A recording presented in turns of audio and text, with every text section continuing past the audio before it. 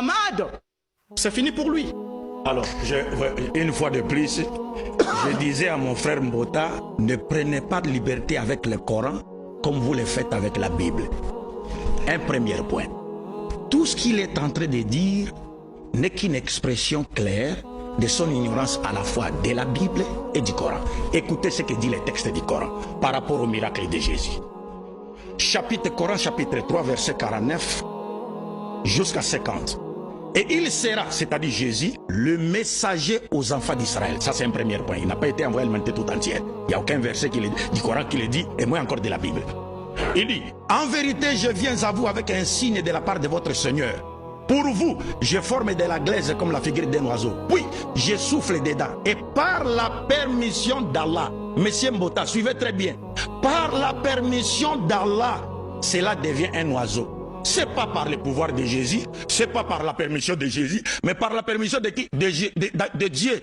Et Jésus disait, tout pouvoir m'a été donné par mon Père.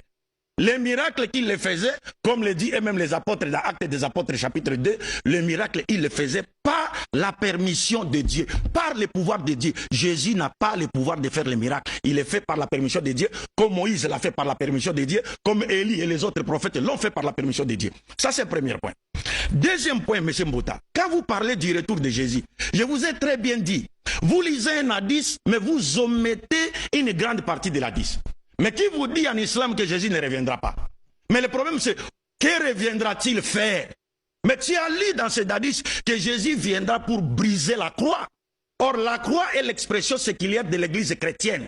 C'est-à-dire Jésus viendra pour nier, dénoncer, détruire, montrer que le christianisme n'est pas sa religion. Déjà dans la Bible, Matthieu chapitre 7 verset 21-22, Jésus dit, plusieurs me diront au dernier jour, n'avons-nous pas fait des miracles à ton nom? N'avons-nous pas guéri les gens en ton nom? N'avons-nous pas prophétisé en ton nom? Jésus leur dira, sortez, je ne vous ai jamais connu, vous qui commettez l'iniquité. Qui faisait des miracles au nom de Jésus? Les musulmans. Qui prétendait guérir au nom de Jésus? Les musulmans. Ce sont les chrétiens. Qui seront chassés par Jésus au dernier jour? Ce sont les chrétiens. Ça c'est un deuxième point. Troisième point.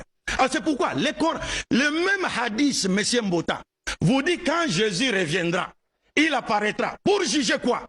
Les prophètes montrent d'abord, il va juger le monde selon la loi de l'islam.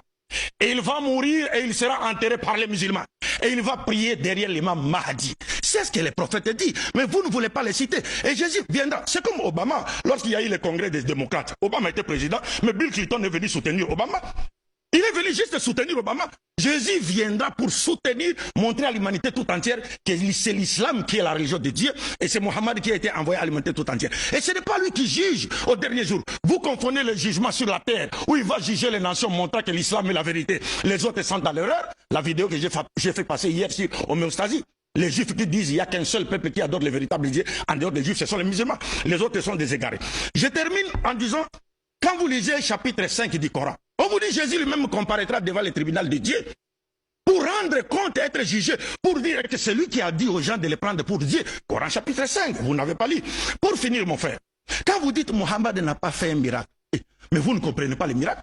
Jésus a dit à ses disciples, vous ferez des plus grands miracles que les miens. Mais Mohammed a fait le plus grand miracle que Jésus n'a pas fait. Aucun prophète de la Bible ne l'a pas fait. Parce que le plus grand miracle, c'est la transformation d'une société.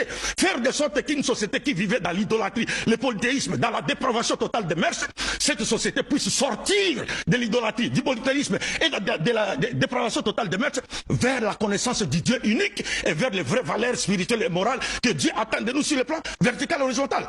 Est-ce que le Christ l'a-t-il fait? Non. Mohammed a transformé sa société dès son vivant. Aucun prophète de la Bible, y compris Jésus, ne l'a fait dans la Bible.